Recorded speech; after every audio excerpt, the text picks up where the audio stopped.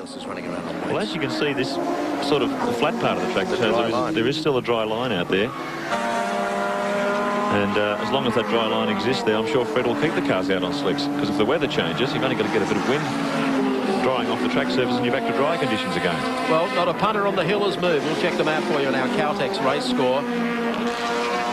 Jimmy Richards, Mark Scaife continue to lead the great race over Olafson and Neil Crompton. Third is the Percy Grice car, followed by Mazera and Jones. Fifth, Johnson and Bauer in the number 17 car. In sixth spot, it's Larry Perkins and Steve Harrington. Seventh is Glenn Seaton and Alan Jones. Eighth spot, car number 4, the Mark Gibbs, Rowan Onslow GIO GTR. Ninth is 25, Tony Longhurst and Johnny Chicotto, and rounding out the 10 is Shield and Crick. Don't go away, there's more drama to come.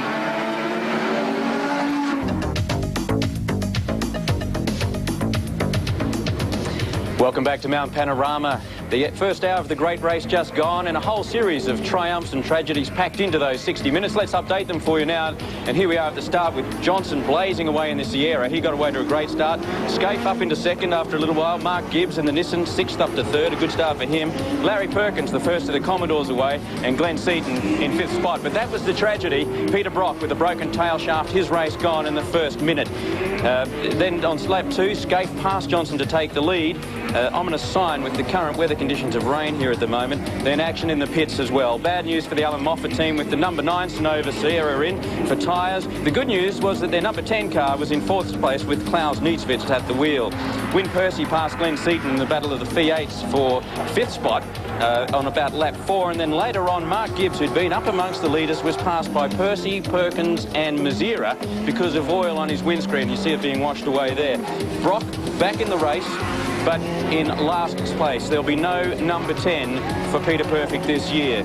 Scaife out in control at the other end of the spectrum in this race. Godzilla cruising around the mountain, sucking in that cold air in the big V8s, and then the rain came. It'll be a story of changed tyres now and changed fortunes. Plenty of action in the first hour of the great race. Thank you, Cameron Wiggins, bringing us right up to date there with what's happened in the first hour of the event. There's a little rock that's come off on the run up to the cutting. I hope Dick Johnson doesn't see that. He'll have apoplexy after events of 10 years or so ago. Fortunately, the racing line is well across to the right. Is the Gibbs Onslow GIO GTR carrying along. That problem that Brocky's having is a demister not functioning. Not something you'd expect to bother a racing car. No, you're right there, Doug. There's our race leader, Mark Scaife, in the Winfield Nissan number 1. Somebody was asking the question about how the rain affects lap times. Well, he was going around. His fastest lap prior to the onset of the wet was 2:17.1. This lap, last lap, was 2:33.8. He exits Mazda Forest Elbow. Down the straight, about to put a lap on one of the Mobile Commodores as he swings by on Subaru straight, heading down to the chase.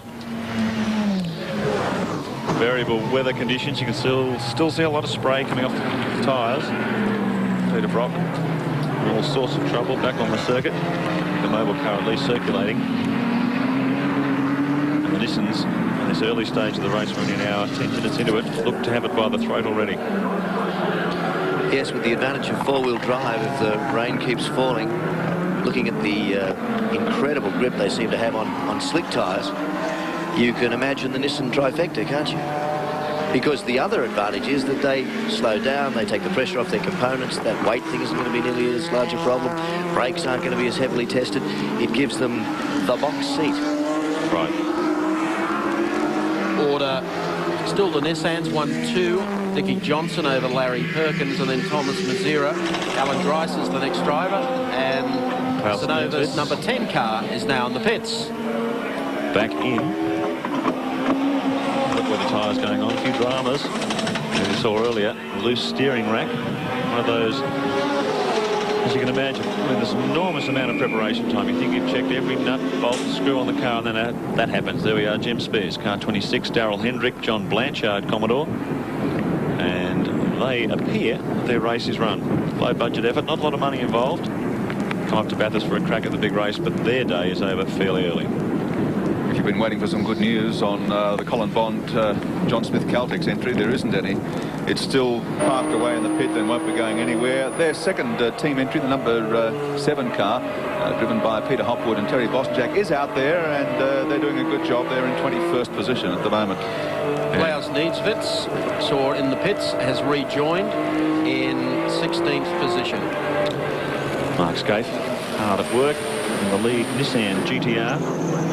Still got the wiper going. The car proving to have leech-like grip in these slippery conditions.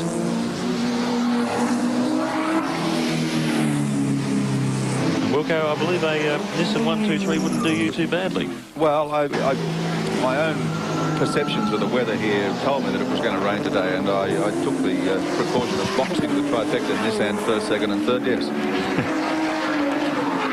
Well, the weather has turned in favour of the Nissan team here today. The greatest dread when this supercar first appeared on the scene was if we ever had a wet Bathurst, you could put down the glasses. And geez, they're putting in a strong performance in these very difficult conditions. I've just been advised that Colin Bond is out there and circulating, but he reports no oil pressure at this stage. Well, he's not going to be up there long then, Doug. It's going to cause him some problems. It's finished. I'd say our race leader, who has allowed that to happen, Mark Scaife, is already undoing the belts, getting ready for Jim Richards. And he is now headed to the pits. What a combo. The four-wheel drive and the best rain driver in Australia to take over from you, Jimmy Richards. And, of course, the big advantage for the Nissans, too, if the pace really backs off, they may be able to get down to one pad change as opposed to the two they were expecting to do in the hot conditions. So they'll pick up even more time if that's the case. Let's go down to John Brady for this Prima Holidays pit report.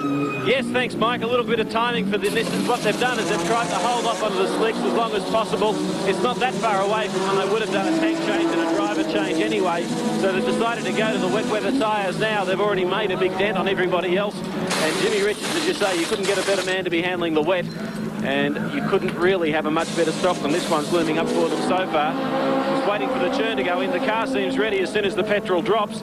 And when the crew's ahead of the petrol tank, that's as good as you can ask it to do. Coming up to 29 seconds now, and they're about to fly. It's pretty good for a driver change and a full set of tyres. 34 seconds, and off goes Jimmy Richards.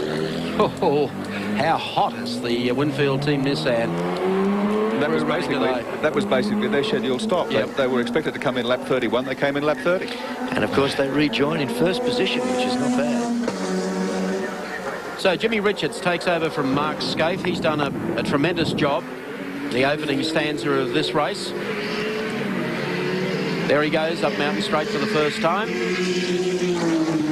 Jim Richards, an acknowledged rain master. As you can see, a little bit of fog on top of the mountain as 55, the Andrew Medicke, Troy Dunstan car, the Mobil 1 Commodore, comes in for a pit stop. And I don't think Ford's going for a ride. Graham Brown, Rock's team manager, in there trying to spray the demister with a no fog on the inside of the screen. They're all suffering the same problem.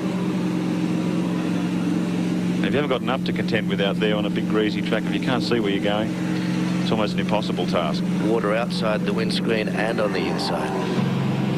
Look at that. You can see that. That must be very distracting in these conditions. When you get that greasy film build up on the inside, you can Andrew screaming at them to get some more of it off. So the rain has turned this race upside down. Andrew Medicke doesn't do a lot of motor racing these days. He's a guy who does do a lot of motorsport. Glenn Seaton having a drink on the bottle. It's morning tea time. But this guy just looks so relaxed behind the wheel of a racing car. It's almost beyond belief. He's carrying our Castrol race cam for us today in the Falcon EV, running 9th on the road at the moment. And he'll hand over to another guy who's used to the wet too, and Alan Jones. He honestly looks like about a 14 or a 15-year-old, doesn't he, Glenn? Especially with a tube in his mouth taking liquid refreshments. I can't relate to that. I was a breastfed baby. Here we go. More action in the pits. Car 9, the second Moffat Sierra comes in, as too does Thomas Mazzira. Oh, comes into the pit lane as well. So, get the clocks going on this stop. Let's take another Prima Holidays pit report. with Richard Hay. Well, Mazzara's just got out of the car. Brad Jones getting in. Spare a thought for these four mechanics. They've been out here in this rain, and so far they've had to put slicks, then intermediates, then wets as the weather changed all within the space of about 5 minutes. Brad Jones now inside of the car. Fuel finished, engine fired up and away to go. A very quick stop there for the second of the HRT cars. Thanks, Richard. Yes, very effective stop. Just over 21 seconds for that. 4 new tyres and a driver change. Brad Jones back in the second car. There's Alan Moffat. Problem here, can't get his car away. Now they're gone. Rudy Eggenberger there as well. All happening in the pits, and of course the Nissan team standing by for Anders Olofsson to come in, and I would expect handover to Neil Crompton. Here's the Falcon EB disappearing up Mountain Straight in the direction of the right-hander at Repco Corner.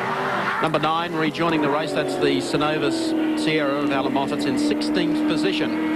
Glenn Seaton gently feeding in the power of the 520 horsepower V8. This thing wouldn't be a bad car to drive around in these conditions. It's very heavy, about 1,400 kilos at this stage, big aerodynamic kit on it. Seems to use its tyres fairly well. And it'd be a nice thing to have on a slippery track, certainly a lot better than the Ford Sierra, which Glenn may have been driving here. Here we come. 2 Nissan. Anders Olofsson coming into the pits. Neil Crompton waiting to get into the car. We've got the stopwatch going on this change. Down to you, John. Yes, thanks very much, Mike. As we pointed out earlier, this is roughly when Nissan were going to change anyway. It just couldn't have happened better for them. They've managed to stay out on the slicks.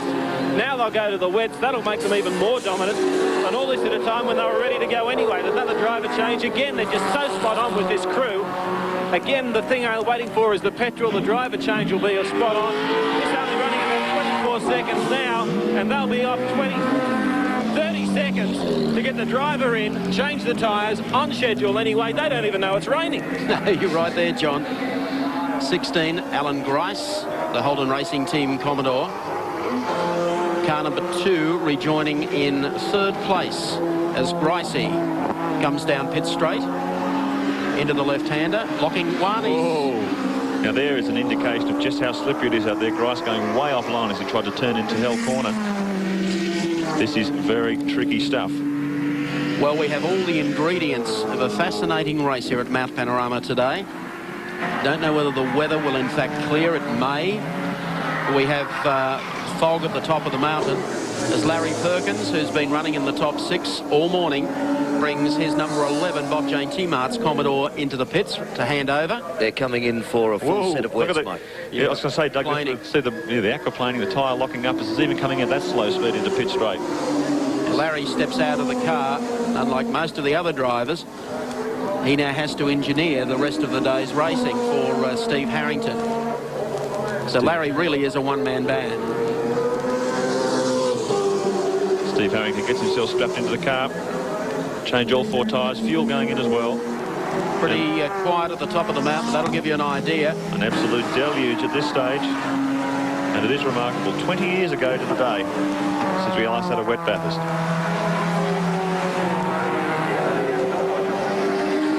Car number 11, of course, in 9th position. Car number 18, Greg Crick. Terry Shield sharing that car with Greg as he comes beneath the Bridgestone Bridge. One heads off to the pits as the Shell Sierra continues down Conrod Straight. It's going to be very interesting to see the times Jimmy Richards is doing on a full set of wets. We've seen the 217s, we've seen the high 30s. What's he going to do on a full set of wets with this 4-wheel drive advantage? Meanwhile, John Bow at the wheel of car 17. If you ever want to drive a handful around Mount Panorama, I reckon this will be the car. Sierras have never been renowned for their instant throttle response. Like arm wrestling with a gorilla. Well, info from the Larry Perkins pits.